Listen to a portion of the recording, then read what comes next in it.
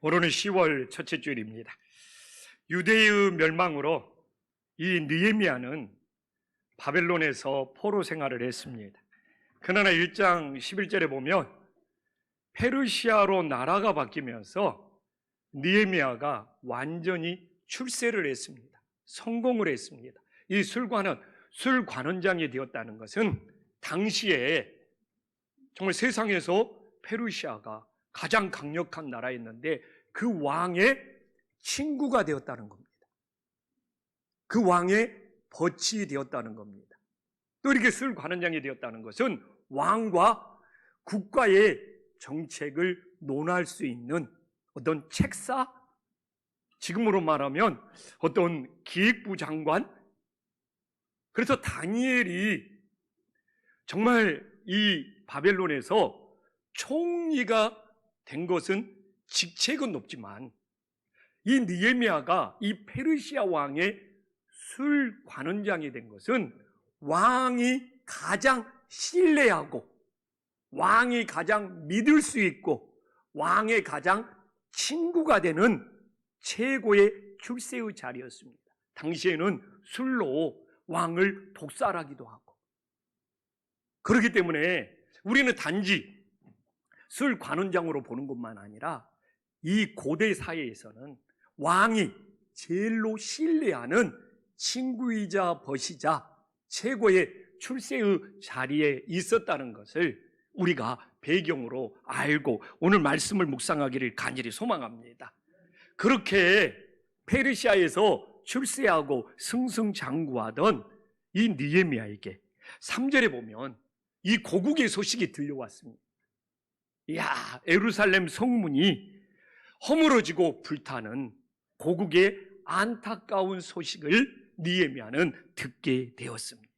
그래서 1장 4절에 보면 느헤미야는 고국의 안타까운 소식을 듣고 하나님 앞에 간절히 기도하기 시작했습니다.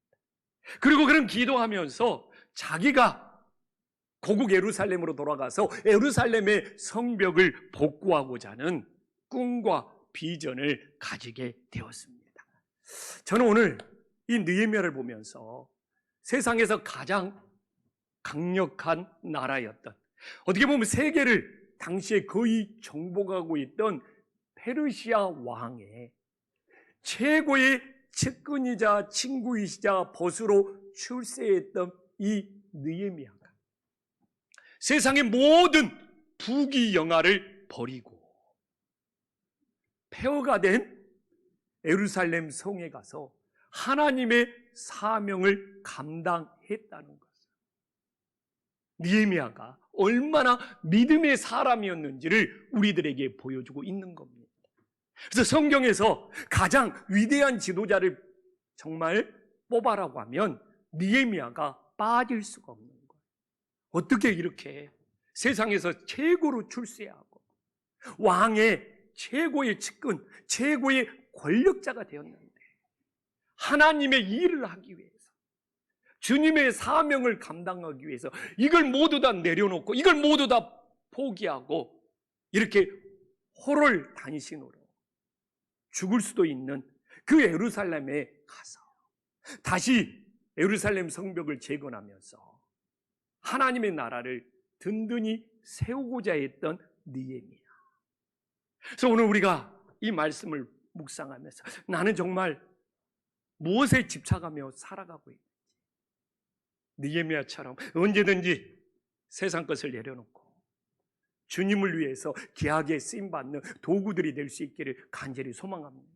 그런데 이렇게 주일날도 세상 것을 내려놓지 못하고 아버지 앞에 나오지 못한다면 우리들이 어떻게 느헤미야처럼 쓰임받을 수 있겠습니까?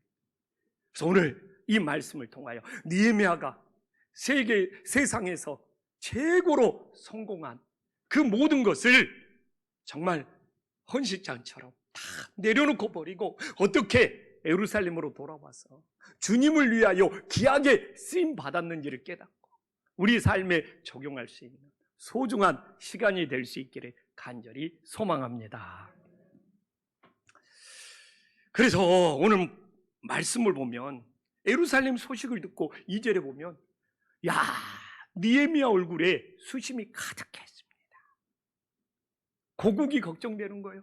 무너진 예루살렘 성벽이 걱정이 되는 거예요. 그래가지고 3절에 보면 이걸 왕이 알아챈 거예요. 이 페르시아 왕이 뭐 눈치가 없는 바보는 아니었나 봐요. 그래서 느헤미야의 수심이 가득한 걸 알아채고 오늘 4절에 보면 왕이 묻습니다. 내가 무엇을 원하느냐. 그만큼 지금 페르시아 왕과 느헤미야는 절친 중에 절친인 거죠. 서로의 마음을 헤아리고 무엇을 원하는지 물어볼 정도가 됐다는 것은 이 느헤미야가 페르시아 왕의 얼마나 큰 신뢰를 받는 측근인 줄을 우리들에게 보여주는 것이죠. 근데 이 순간 느헤미야가 보여주는 것이 무엇입니까? 4절에 왕 앞에서, 세상에서 제일 강한 왕 앞에서 주저함 없이 하나님께 묵도하고 있는 거예요. 이야, 이게 바로 세상에서 가장 출세했지만 느헤미야의 중심에 뭐가 있는지를 보여주는 거예요. 느헤미야의 중심에 뭐가 있습니까? 결코 하나님보다, 기도보다 앞서 나가지 않는 이 느헤미야의 중심을 본받을 수 있기를 간절히 소망합니다. 세상에서 이 느헤미야는 아무리 페르시아에서 출세하고 성공했더라도 그 마음속에 하나님이 최고의 우선인 거예요. 하나님보다, 정말 제 기도보다 먼저 가지 않고 앞서 가지 않는 그 중심을 우리들에게 보여주고 있는 거예요. 야, 우리는 요새는 그렇잖아요. 어디 식당에 가서 믿는 사람들이 모여서 기도합시다. 그것도 부끄럽고 쑥스러우고, 응? 어떤 분들은 우리 좀 교회 모임으로 앉아서 식사한다고 해서 네가 대표기도를 한다고 하면 화장실 다녀온다고 화장실 가버리고. 그러나 이 느헤미야는 그 왕 앞에서 정말 나는 하나님보다 앞서 나가지 않고 기도보다 앞서 나가지 않는 자기 신앙의 중심을 보여주고 있는 거예요. 어디 이게 그것뿐입니까?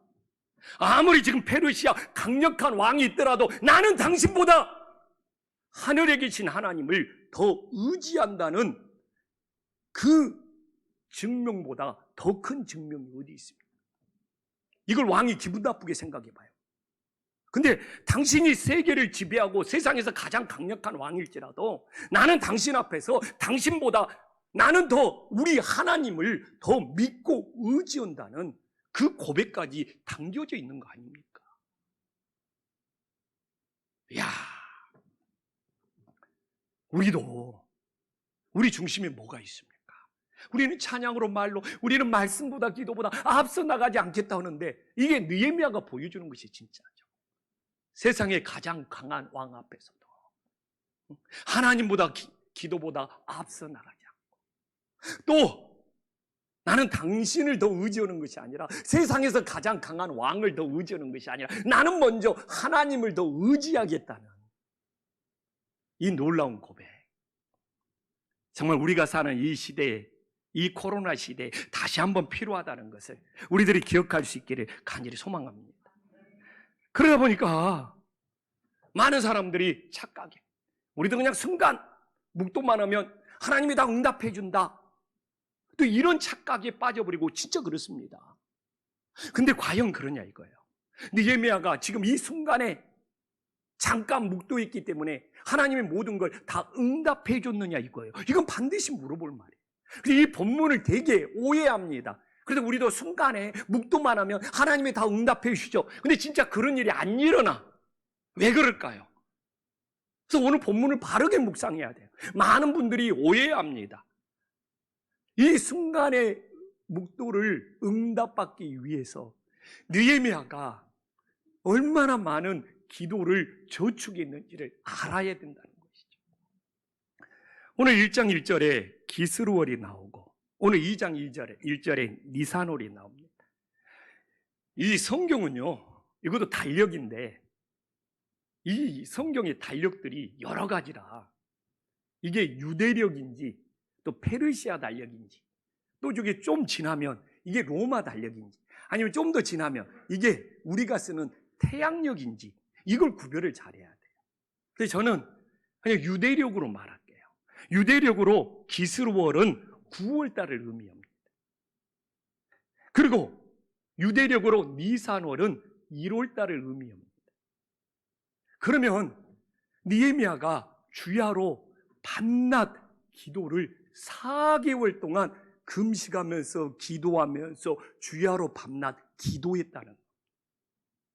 그런데 이 느헤미야를 보면서 순간의 묵도만 하면 하나님이 응답해 주신다, 잘못 해석에 빠져요.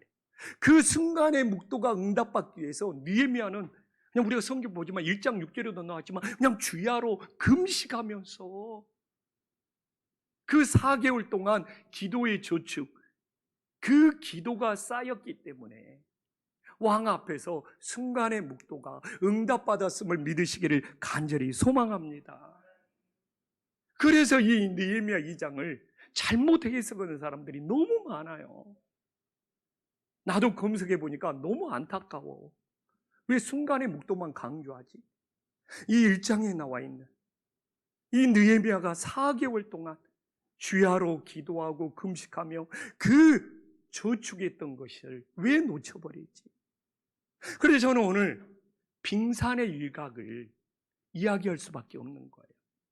느헤미야의 묵도, 지금 왕 앞에서 보여주는 느헤미야의 묵도는 일각입니다. 그리고 4개월 동안 느헤미야가 주야로 기도하고 쌓았다는 것은 물속에 보이지 않는 엄청난 빙산 덩어리가 됨을 믿으시기를 간절히 소망합니다. 그게 저도 똑같은 거예요. 제가 오늘 여기서 설교 3, 40분 합니다. 이건 성도님들 눈에 보여주는 일각에 불과합니다.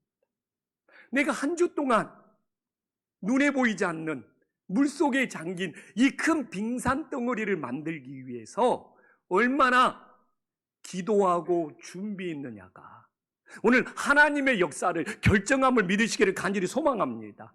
그래서 신앙생활하다가 넘어지는 사람들이 누군지 압니까? 눈에 보여지는 일각은 막 많아. 근데 물밑에 눈에 보이지 않는 빙산이, 그 빙산의 기도가 쌓여있지 않는 거예요. 그러니까 눈에 보이는 일각으로 활동하다가 눈에 보이지 않는 그 빙산에 기도 생활이 없기 때문에 일각으로 교회에서 봉사하다가 상처받는데, 시험 들었는데 넘어지는 역사가 있는 거예요. 저는 분명히 말하지만 기도는 저축이 필요합니다. 저는 이 개척교회에서 이만큼 하나님 이 교회를 세워준 것이 감사 또 감사 또 감사거든요. 근데 제가 뭐 능력이 있습니까? 무슨 재능이 있습니까? 무슨 달란트가 있습니까? 무슨 찬양을 못 들어주게 합니까? 그러나 교회를 이만큼 되게 한 것은 제가 청년 시절부터 눈에 보이지 않는 기도가 쌓이고 쌓여서, 진짜 눈에 보이지 않는 그 기도가 청년 시절부터 계속 쌓이고 쌓여서 지금 이런 눈에 보이는 일각의 역사가 있음을 믿으시기를 간절히 소망합니다. 그래서 우리 성도님들도 뭐 교회에서 막 일각으로 보여지는 것을 막 잘하려고 애쓰는데 이 빙산에 큰 덩어리에 기도가 쌓이지 않는 거예요. 그러니까 늘 신앙이 흔들리고 넘어지고 봉사하다가 멈춰버리고. 그래서 우리는 이 느헤미야서를 보면서 제가 당부를 하는 거예요. 순간의 묵도로 기도 응답 받았다고 우리가 순간의 묵도만 하면 된다, 이런 식으로 빠져버리면 안 되고, 그 순간의 묵도가 응답받기 위해서 그 4개월이 넘도록 주야로 정말 하나님 앞에 기도했던 그 기도가 빙산으로 크게 쌓여 있기 때문에 일각에 응답의 역사가 있었음을 믿으시기를 간절히 소망합니다. 그래서 우리는 이 일각에 눈에 보이는 것이 왜 안 되냐고 불평하는 것이 아니라, 내가 얼마나 눈에 보이지 않는 이 빙산의 기도를 하나님 앞에 쌓고 저축했느냐, 이게 바로 영적으로 바라볼 수 있는 눈이 됨을 믿으시기를 간절히 소망합니다. 그러면 이제 느헤미야가 눈에 보이지 않는 빙산의 기도를 4개월 동안 어떻게 쌓았는지를 알아야죠. 오늘 1장 6절 봐보십시오. 참 느헤미야는 조상들의 죄까지 정말 주님께 범죄한 죄들을 자복하고 회개하는 놀라운 역사가 있었음을 믿으시기를 간절히 소망합니다. 그래서 우리가 끊임없이 하나님 앞에 이 빙산의 큰 덩어리에 기도의 저축을 하기 위해서는 늘 하나님 앞에 우리들이 자복하고 회개하는 기도가 쌓여야 됨을 믿으시기를 간절히 소망합니다. 어떻게 자복하는 신앙생활 없이, 회개하는 신앙생활 없이 남 탓만 하는 거예요. 그 일각의 활동을 보면 다른 사람 탓만 하고 다른 사람 정죄만 하는 사람들이 있어요. 무슨 교회가 뭐 협조를 안 한다, 누구가 뭐 탓이고, 그건 왜 그렇습니까?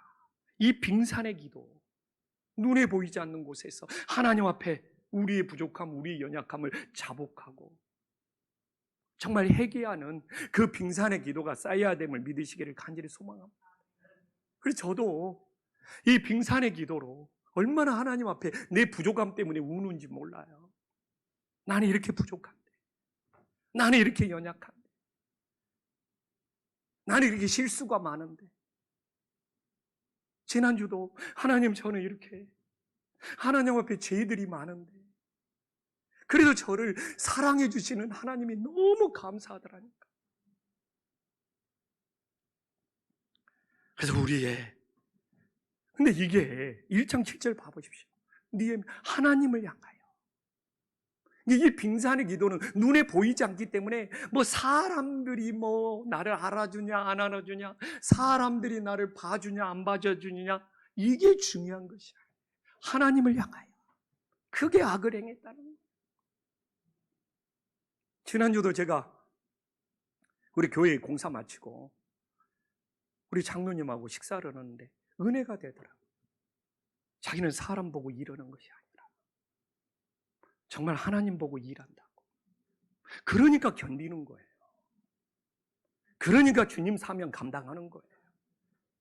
내가 그때는 표현이 안 했지만 내 마음속에 저게 진짜 믿음이지.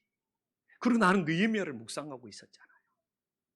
그래서 오늘 봐보십시오. 진짜 7절에 느헤미야가 자복하고 회개하고 자기 부족을 터놓는 것이 하나님을 향하여, 하나님을 향하여 이 기도의 저축이 쌓여서 순간의 묵도가 응답받는 놀라운 역사가 있었음을 믿으시기를 간절히 소망합니다.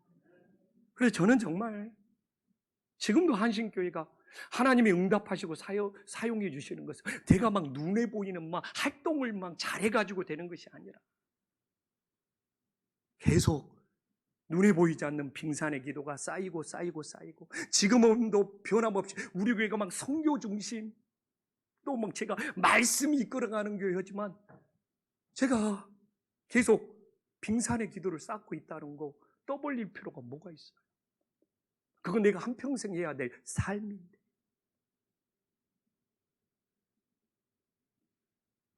또 한번 봐보십시오. 느헤미야가 쌓았던 빙산의 기도가 뭡니까? 놀라워요. 1장 9절에 봐보십시오.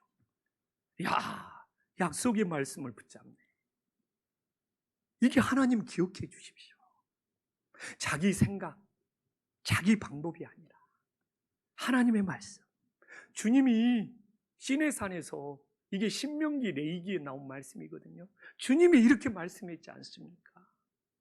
주님이 하신 말씀입니다. 주님이 기억하고 주님이 응답해 주십시오. 이게 바로 약속의 말씀을 붙잡고 기도하는 놀라운 역사가 됨을 믿으시기를 간절히 소망합니다. 그래서 저는 우리가 기도의 저축을 쌓을 때 약속의 말씀을 붙잡고 기도해야 된다. 그러면 하나님께서 기억하시고 응답해 주시는 놀라운 역사가 있음을 믿으시기를 간절히 소망합니다.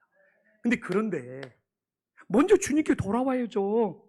1장 9절에 나와 있잖아요. 만일 내게 돌아와 내 계명을 지켜 행하라. 돌아오지도 않고 하나님의 말씀을 지키지도 않으면서 하나님이 말씀 기억하고 약속을 이행해 주십시오. 이러면 안 된다는 거예요. 우리가 돌아와야 된다는 거예요. 저는 이제는 우리가 코로나 핑계 대지 마시고 이제는 우리들이 하나님께로 돌아와서 예배할 수 있는 은혜의 역사가 있기를 간절히 소망합니다. 언제까지 하나님께로 돌아와서 예배를 지키고 믿음을 지키는 것을 변명하시렵니까? 저는 더 기다릴 수 있어요. 추수감사절 때까지 다 돌아왔으면 좋겠어요. 추수감사절 때는 꼭 성찬식을 할 겁니다. 이제 돌아와야죠. 내가 돌아와서 예배의 자리를 지키고 믿음의 자리를 지킬 때 하나님께서 약속하신 말씀을 기억하고 우리들에게 응답해 주시는 놀라운 역사가 있음을 믿으시기를 간절히 소망합니다. 그 기도를 쌓아가야죠. 그래서 느헤미야가 이 기억해달라는 것이 끝내주는 기도지 않습니까?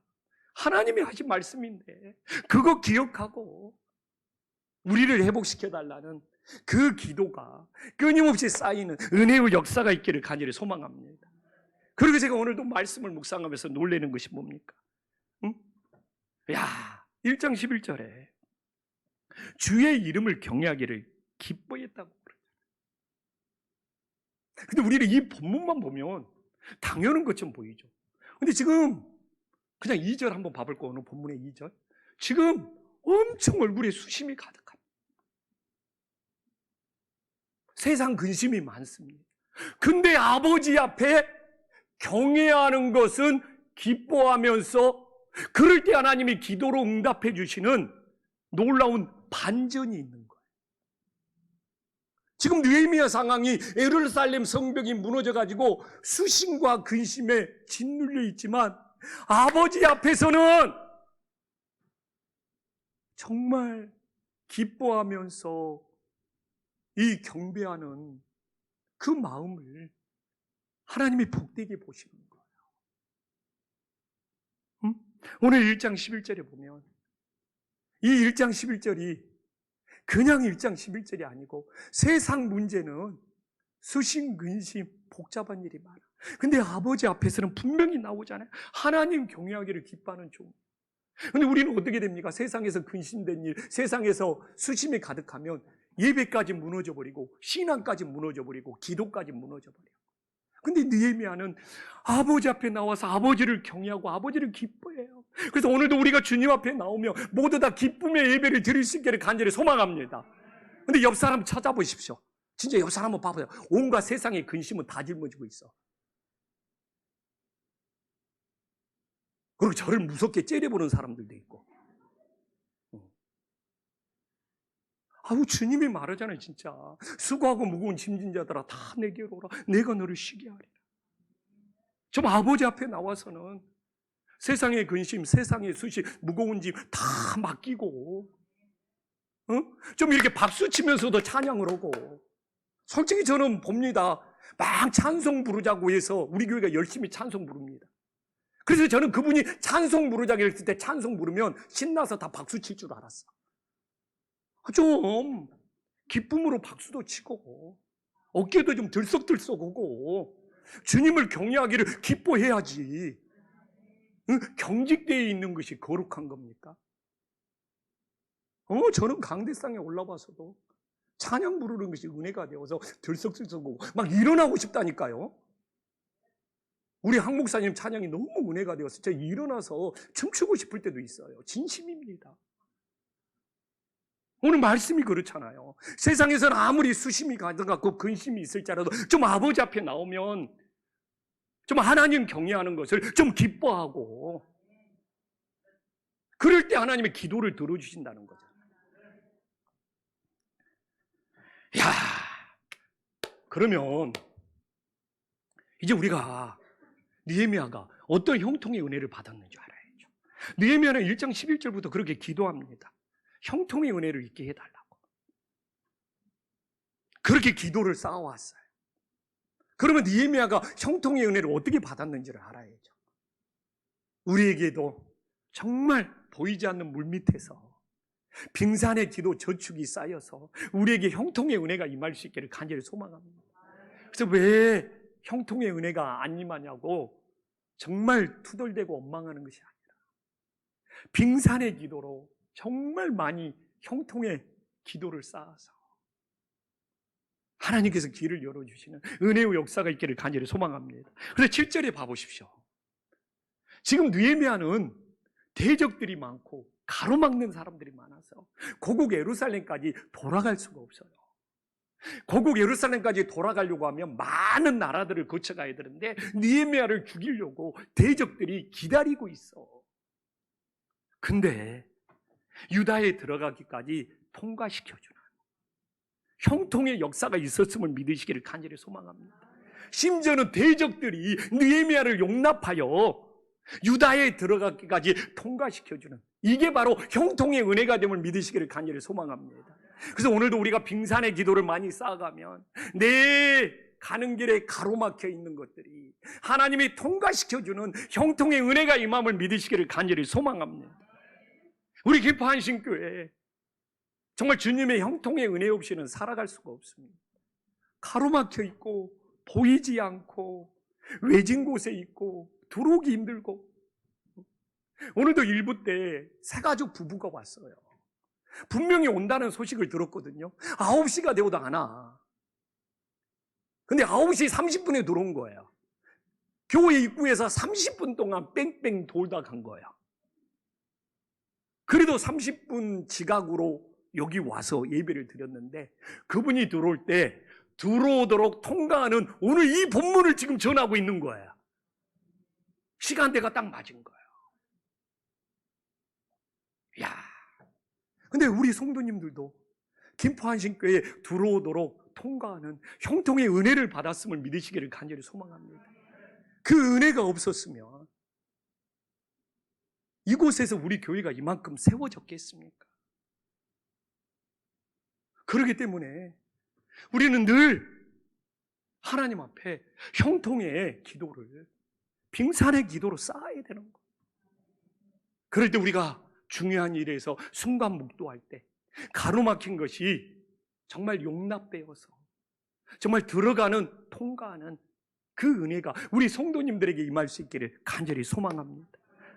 또한 봐보십시오. 8절에 보면 이제 예루살렘 성벽을 재건해야 되잖아요. 그래서 들보망, 제목들이 필요해. 분명히 페르시아 왕이 허락을 했습니다. 근데 난 또 놀래. 8절에 봐보십시오. 누가 도왔어요? 내 하나님의 선한 손이 나를 도왔대. 허락은 지금 들보나 쓸 제목은 분명 페르시아 왕이 허락을 했는데, 느헤미야의 신앙 고백은 뭡니까? 내 하나님의 선한 손이 나를 도왔다는 거예요. 허락은 눈에 보이는 사람이 허락한 건데, 왕이 허락하는 건데, 그 모든 배후에 하나님의 선한 손이 돕고 있다는 이 믿음, 이게 바로 형통의 은혜가 됨을 믿으시기를 간절히 소망합니다. 이 말은 뭡니까? 사람의 도움보다도 하나님의 선한 도우심을 더 기대하고 더 바라보는 느헤미야의 마음이 담겨져 있지 않습니까? 제가 기도도 하고 성경을 꾸준히 읽는데 이 느헤미야를 읽을 정도의 교회가 집중호우가 쏟아져가지고, 아시지 않습니까? 한 6개월을 공사를 했습니다. 근데 이 집중호우가 쏟아져서 공사하는 것은 예산이 없지 않습니까? 예측도 못했지 않습니까? 연초에 여기에 대해서 잡아놓은 것도 없지 않습니까? 그래서 이야기를 해요. 주변에서 부탁을 합니다. 이번에는 성도님들한테 도움을 구하자고. 조금씩 작정해서 얼마씩 헌금해서 이 집중호우 공사를 해결하자고. 저도 약간 마음이 솔직히 흔들렸어요. 근데 진짜 이 본문을 만난다니까. 끝까지 하나님의 손길을 기대해보자. 끝까지 하나님의 선한 도우심을 기대해보자. 근데 코로나 기간 동안에 교회가 이런 일이 생기고 집중호우가 생기고 무슨 일이 생기면 꼭 하나님의 선한 도우심이 그 비용만큼 계속 채워지는 거예요. 지난주도 1층 공사가 끝났지 않습니까? 2층. 야, 계속 그건 추가로 들어가는 거예요. 근데 재정장로님이 딱 내려왔는데 1층 공사비 비용만큼 하나님의 손길로 헌금이 들어온 거예요. 특별 헌금이 들어온 거예요. 그래가지고 딱 해결이 된 거예요. 와, 정말 소름이 돋을 만큼 가슴이 벅찼습니다. 그래서 내가 장로님들한테 이야기했어요. 솔직히 나 업됐다. 하나님의 큰 사랑. 그래서 내가 설교 시간에 좀처럼 흥분 안 하는데 수요 설교 시간에 처음으로 너무 기쁨의 흥분을 해봤다. 어떻게 매번. 그래서 제가 그런 기도를 해요. 하나님, 나 잘한 것도 없는데, 나 능력이 뛰어난 것도 없는데, 이런 일들이 뻥뻥 터질 때마다 코로나라 성도님들한테 어떻게 부담을 줄 수 있습니까? 그래서 말을 못한 거예요. 근데 하나님의 손길이 그 필요한 만큼 딱 채워준 거예요. 이것도 한두 번이 아니라 코로나 내내 이런 일이 있는 거예요. 주님이 우리 교회를 왜 이렇게 사랑하시는지. 내가 뭔데 주님 저를 이렇게 사랑하십니까? 저 정말 잘한 거 없고 내세운 거 없는데.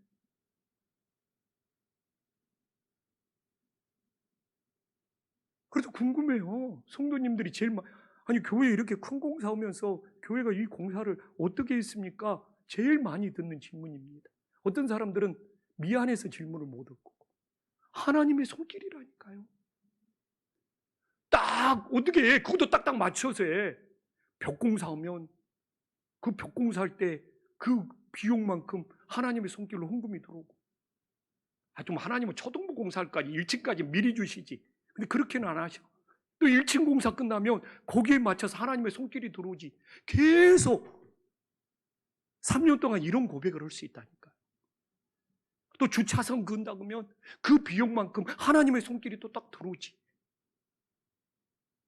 또 동티모로 교회 21주년 건축한다 그러면 그 비용만큼 하나님이 딱 그 손길 허락하시죠. 어제는 왜 은혜 받았냐면 환율이 얼마나 올랐습니까?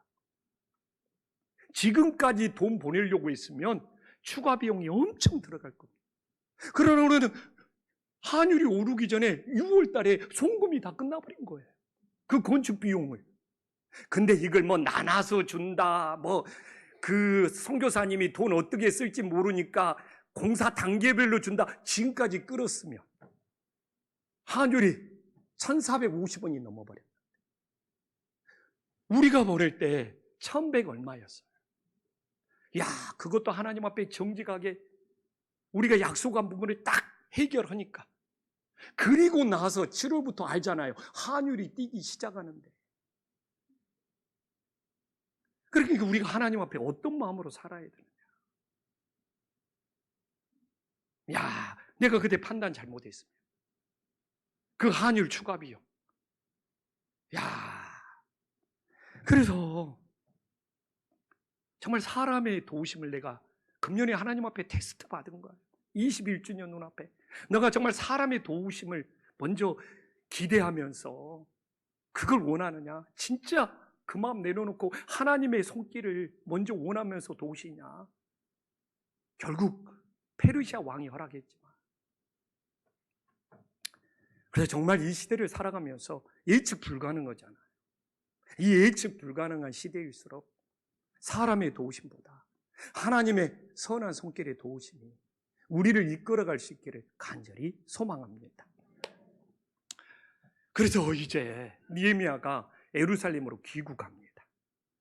근데 그 귀국하는 모습 속에 느헤미야가 어떤 사람인지를 알 수 있어요. 10절에 봐보십시오. 이방 사람들이 하는 이야기입니다. 암몬 사람 도비야가 하는 이야기입니다. 흥황케 하는 사람이라는 거예요. 이방 사람 눈에도 흥황케 하는 사람이라는 거예요. 정말 이 마음 하나만 품어도 내가 어디를 가든지 내가 머문 곳을 흥황케 하리라. 이 마음만 품어도 복된 인생이 됨을 믿으시기를 간절히 소망합니다.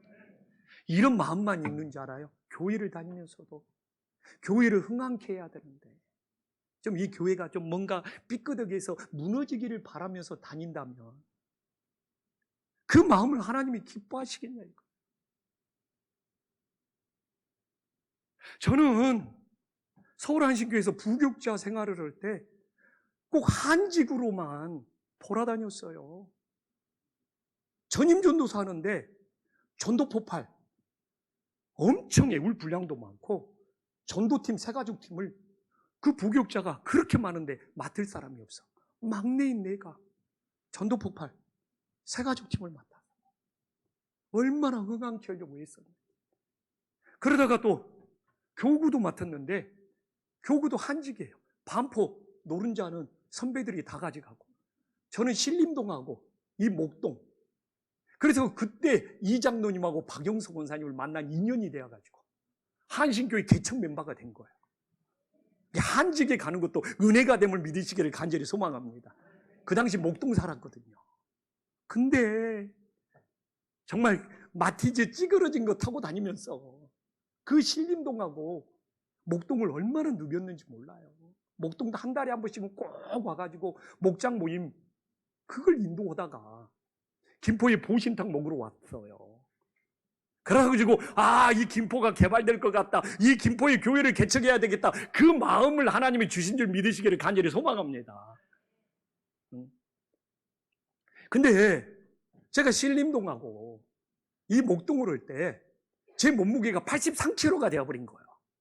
와, 신림동 그 어려운 개발되기 전에 그 난곡 그분들이 신방을 가면 왜 이렇게 먹는 곳으로 대접버렸는지 한상 차려서 나와요.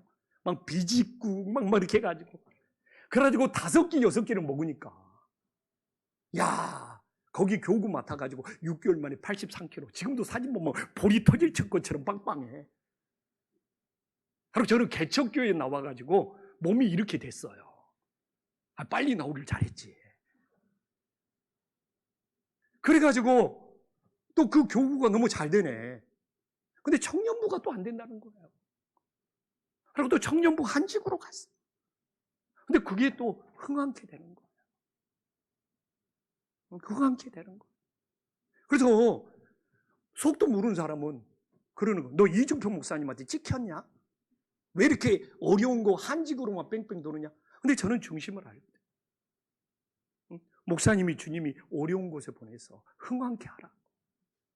저 여기 김포 한신교회 개척 나올 때도 사람 심보가 묘해. 부흥할 거라고 격려해 주는 사람이 없어. 늘 말하잖아요. 요새 개척교회 힘들어. 너 문 닫을지 몰라. 그러나 저는 내 중심에 하나님이 흥황케 해주신다. 우리 인생 어떻게 살 겁니까? 내가 다니는 곳마다, 내가 소속되는 곳마다 무너지기를 원하십니까? 그래도 주님 일을 하면서 내가 머문 곳이 흥황케 되는 놀라운 역사가 있기를 간절히 소망합니다. 이제 말씀 마칠게. 흥황케 하는 마음을 가지려면 어떻게 해야 됩니까? 오늘 12절에 나오잖아요. 오늘 12절에. 12절 봐볼까요? 응? 내 하나님께서 예루살렘 위에 무엇을 할 것인지를 내 마음에 주셨다는 거예요. 그런데 이걸 사람들에게 떠벌리지 않고 한밤중에 순종해 행하고 있어요. 이게 흥황케 하는 마음이에요. 하나님이 나를 위해서 해준 것이 뭐냐? 이 김포 한신교회가 나를 위해 해준 것이 뭐냐? 원망하고 불평한 것이 아니라 주님, 내가 주님을 위해 무엇을 할 건지 그 마음을 우리 안에 받을 수 있기를 간절히 소망합니다. 그렇잖아요. 이게 흥황케 하는 마음이에요. 내가 있는 곳, 내가 가는 곳에 여기서 나한테 뭐 해주냐? 이 끼우끼우도면 안 되는 거예요. 상처받고 섭섭하고 넘어집니다. 말씀 있는 그대로 보세요. 제가 지금 뭐 덧붙이고 있습니까? 느헤미야 마음 보세요. 무엇을 할 건지 그것도 하나님한테 받았다고 그러잖아요. 남들이 교만하게 생각할까 봐 하나님이 주신 마음이라고. 그러면서 사람들한테 자랑도 안 해, 떠벌리지도 않아. 한밤중에 혼자 말 타고 다니면서 성벽을 재건하기 위해서 이 행하고 순종하는 것. 그래서 저는 성경에 나온 가장 위대한 믿음의 지도자를 꼽아라 그러면 반드시 느헤미야를 기억해야 된다. 제가 금요일 날 기도하는데 가슴이 뜨거워지더라고요. 하나님이 우리 교회를 흥황케 할 것 같고 내 중심에 내가 주님을 위해서 무엇을 해야 되지? 그런 거 있잖아요. 오늘도 우리 마하나임 전도팀 찬양하는데 가끔 그래요. 목사님은 왜 이렇게 선교만 강조하냐고. 좀 교회도 챙기고 전도도 해야지. 근데 금년에 봐보십시오. 우리가 동티모로 선교 안 했습니다. 우리 것만 챙기는 이기심의 교회가 되어버린 거예요. 이 동티모로 교회 건축한 것이, 이 선교가 우리만을 위하는 교회가 아니라 하나님을 위하는 교회로 균형을 맞춤을 믿으시기를 간절히 소망합니다. 내가 아무리 선교를 강조해도 그냥 이 내 마음속에는 내 교회가 먼저인 거고 내 가정이 먼저인 것이 본능이에요. 그렇게라도 하나님이 주신 마음으로 주님을 위해서 뭐 할 건가 선교를 강조했을 때 교회를 위하는 것하고 내 자신을 위하는 것이 비슷해지는 거예요. 근데 대놓고 내 자신 위하고 교회 위한다 그러면 이기적인 교회가 되어버려요. 그렇게라도 하니까 균형이 맞춰지지. 아무리 그렇게 말해도 내 본심에는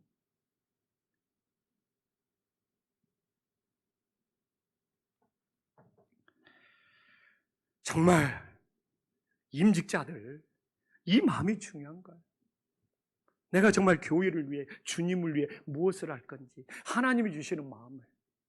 그래서 금요일날 저녁 기도 때 그렇게 가슴이 뜨거워져요. 우리 교회를 부흥시키고 우리 교회를 세워주시고 우리를 교회를 흥왕케 하시는 그 하나님의 뜨거움이만 가슴속에 밀려오는 거예요. 앞으로 봐보십시오. 하나님께서 제 가슴에 코로나를 몸을 맞추면서 뜨거움을 준다는 것은 이 교회를 하나님께서 흥왕케 하는 놀라운 역사가 일어남을 믿으시기를 간절히 소망합니다. 기도하겠습니다.